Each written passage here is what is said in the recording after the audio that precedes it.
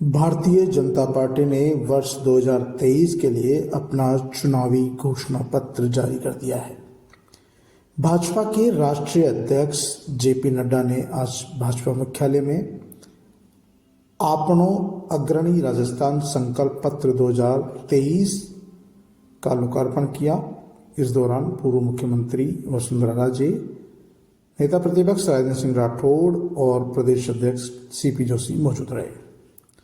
नड्डा ने कहा कि ये हमारा चुनावी घोषणा पत्र है और ये संकल्प पत्र है, इसे सरकार बनने के साथ ही लागू कर दिया जाएगा। इसमें खुशहाल किसान योजना लागू करने की बात कही गई है। इसके तहत किसानों के कल्याण के लिए कई वायदे किए गए हैं। पीएम किसान सम्मान निधि के अंतर्गत 12,000 रुपये प्रतिवर्ष देने की बात कही गई है। सभी इच्छुक किसानों को 3,000 रुपये प्रति माह पेंशन पीएम दी जाएगी। 20,000 करोड़ के साथ एग्री इंफ्रास्ट्रक्चर मिशन शुरू करेंगे। पीएम फसल बीमा योजना के अंतर्गत फसल के नुकसान का आकलन एवं राहत सामग्री का वितरण समय पर देने की वादा किया है। लघु सीमांत बटाईदार किसानों एवं खेतिहर श्रमिकों के बच्चों की मुफ्त शिक्षा की बात भी की गई, जो राजस्थान में पहले से ही चल रही है। सबसे बड़ी बात है, राजस्थान के 13 जिले, जिनमें दौसा, सवाई माधोपुर, भरतपुर, करौली, कोटा, बूंदी, झालावाड़, भीलवाड़ा, ये तमाम 13 जिले जो पूर्वी राजस्थान के, इनमें ईआरसीपी परियोजना को लेकर लंबे समय से संघर्ष चल रहा था। लोगों को उम्मीद थी कि भारतीय जनता पार्टी अपने चुनावी घोषणा पत्र में ईआरसीपी को लेकर कुछ घोषणा करेगी और भारतीय जनता पार्टी के घोषणा पत्र बनाने वालों ने ईआरसीपी को इसमें स्थान भी दिया है। अब मैं आपको बताता हूं भारतीय जनता पार्टी ने इसमें क्या कहा है।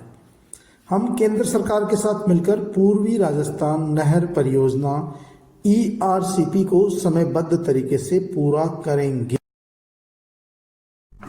करेंगे, लेकिन कब करेंगे, कैसे करेंगे, फंड कितना होगा, कहां से आएगा, कहां से जुटाया जाएगा, सरकार का कितना होगा, केंद्र सरकार का कितना होगा, इसके बारे में कोई भी जानकारी नहीं दी गई है।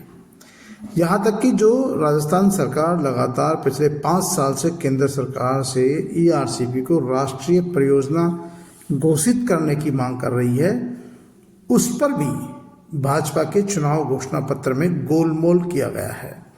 यानी उसमें ये एक भी लाइन नहीं डाली गई है कि भारतीय जनता पार्टी की सरकार बनने पर वो केंद्र से मिलकर इसको राष्ट्रीय परियोजना का दर्जा दिलाएंगे, जबकि ये इसमें स्पष्ट उल्लेख किया जाना चाहिए था, क्योंकि यदि राष्ट्रीय परियोजना का दर्जा मिलेगा तो इसका लाभ किसानों को ज़्यादा मिलेगा, पेयजल के साथ साथ सिंचाई योजना का भी लाभ मिलेगा। लेकिन इस घोषणा पत्र के अनुसार देखा जाए तो इसमें सिर्फ और सिर्फ लोगों को बेवकूफ़ बनाने की कोशिश की गई है। कहा गया है कि हम केंद्र सरकार के साथ मिलकर पूर्वी राजस्थान नहर परियोजना ईआरसीपी को समयबद्ध रूप से पूरा करेंगे। कब करेंगे, कैसे करेंगे, कहाँ करेंगे, कौन से साल में करेंगे, किस साल में शुरू करेंगे, कब इसका एंड करेंगे, इसके बारे में एक भी जानकारी नहीं दी गई है। जबकि इसमें लिखा जा सकता था कि हम 2030 तक इस परियोजना को पूरा कर देंगे। इस परियोजना पर अनुमानतः इतना खर्चा आने की उम्मीद है।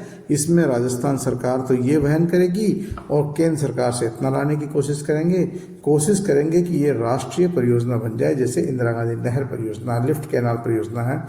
ये सब राष्ट्रीय परियोजनाएं हैं जिन पर केंद्र सरकार खर्च भी करती है और स्थानीय लोगों को भरपूर इसका लाभ मिलता है। आपको बता दें कि पूर्वी राजस्थान में ईआरसीपी को लेकर इतने बड़े बड़े आंदोलन चले हैं कि भाजपा हो या कांग्रेस पार्टी हो, सबको और सबके सब नेताओं को बैक होना पड़ा है।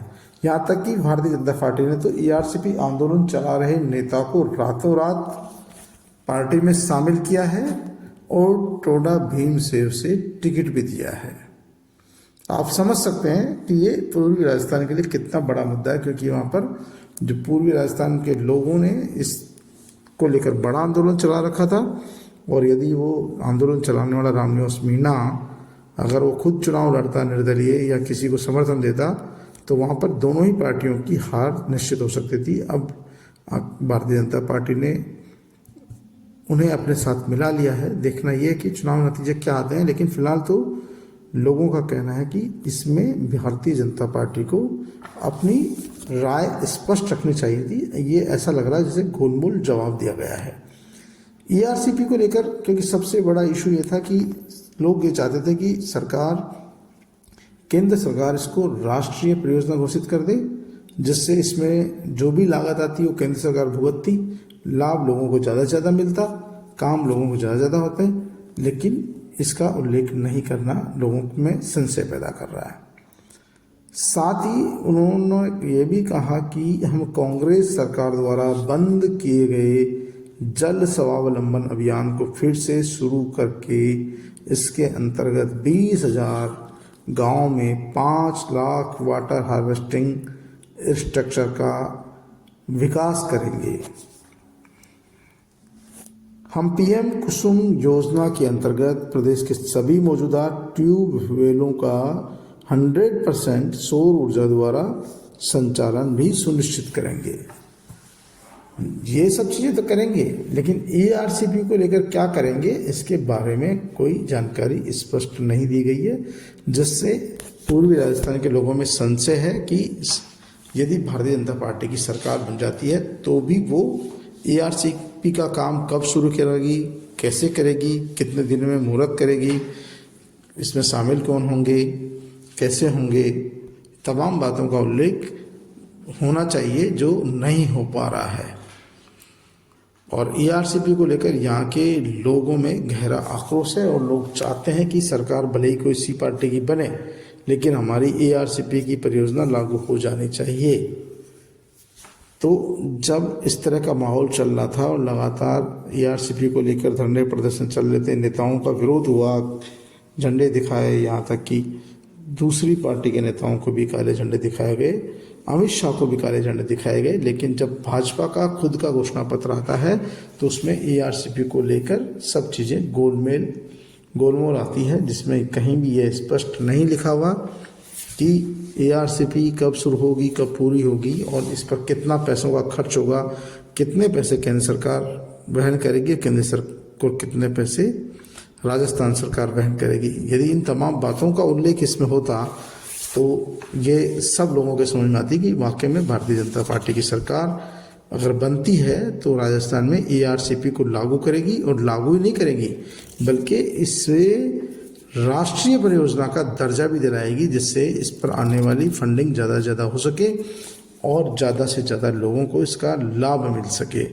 फिलहाल तो ईआरसीपी के नेताओं में, ईआरसीपी से जुड़े हुए लोगों में राजस्थान सरकार के इस निर्णय के खिलाफ आक्रोश है और लोग